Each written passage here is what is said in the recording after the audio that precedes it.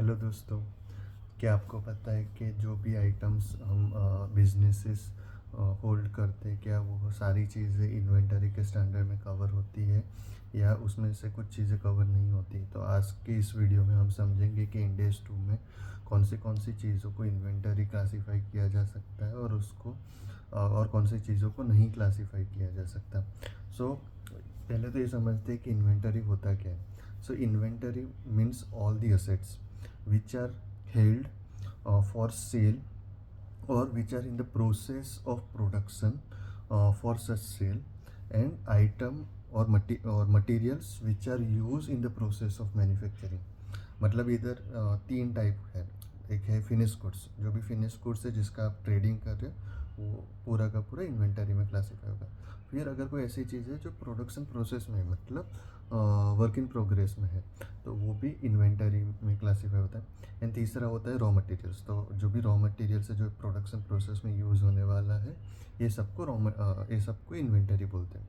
सो inventory का जो definition वो सिंपल है, finish goods, WIP and raw materials and the other stores which are use in the production process.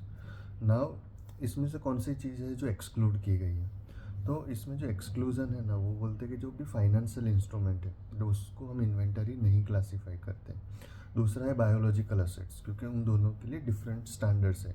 Biological asset आप end S 41 में cover करते हो, और जो फाइनेंशियल इंस्ट्रूमेंट है उसके डिफरेंट इंड एस है 32 है, 109 है, 107 है, तो उसका क्लासिफिकेशन डिफरेंटली होता है।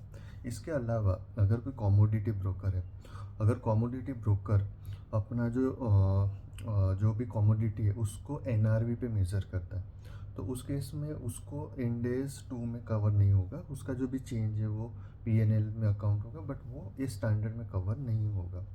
और एक दूसरा चीज़ है कि अगर कोई कॉमोडिटी है जो प्रोड्यूस है, अगर उस इंडस्ट्री का प्रैक्टिस है कि उसको मेज़र करेंगे NRV less cost of sales, तो उस केस में भी वो जो प्रोड्यूस है उसको इंडेस इन्वेंटरी वाले इंडेस में नहीं कवर होता है। तो आई होप आपको पता चला होगा कि इन्वेंटरी का स्टैंडर्ड में डेफिनेशन क्या है और कौन सी चीज़ें इंक्लूड होती है और कौन सी चीज़ें एक्सक्लूड होती है इस स्टैंडर्ड के स्कोप से।